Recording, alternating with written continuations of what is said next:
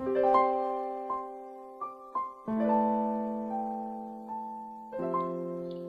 it's a beautiful morning in Winmore. Sun's shining, the air is crisp and cool, it's a delightful fall day. I trust you're enjoying the wonder of God's creation this morning. As you move into this week, I'd ask you to keep a few things in your prayers. We all know that people are still recovering from hurricanes in Texas and Florida and Puerto Rico and the Virgin Islands. It was devastating. Many are still out of their homes without power, dealing with all sorts of issues that come from these things. Keep them in your prayers. We also have brothers and sisters around the world who are persecuted because of their faith. Keep them in your prayers also. Remember our missionaries, Joanne, Binyu, Pat. Keep them in your prayers through this week. I'd also ask you to keep the families of all those who were killed and injured in Las Vegas on Sunday evening. The last count I heard, more than 50 killed and over 200 wounded. It is horrific. There are few words, but keep these families in your prayers.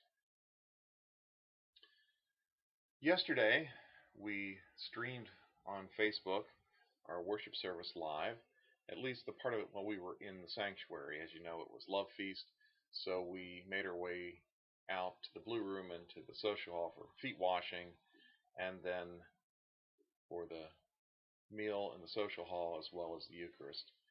It was a time for us to reconnect and to think about our faith. I encourage you this week, if you were unable to attend, to spend some time reading those passages that we often read at Love Feast, to consider those times of renewal that we all need. As we move through the week, remember what's going on.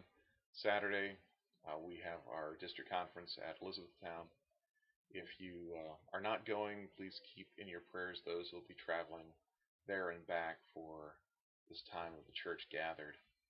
Also, keep in your prayers the new district executive that we have, Pete Contra, and pray for a smooth transition into this new position for him, and that his leadership would indeed help us to deal with the questions that are coming. Also, I'd ask that you would really wrestle with what it means to be a Christian in the 21st century. Some of those answers are age-old and no different now than they were in the first century. Where it changes is how we interact with the culture around us. It is much different than what our grandparents knew. And the future will likely be much different than what we have known.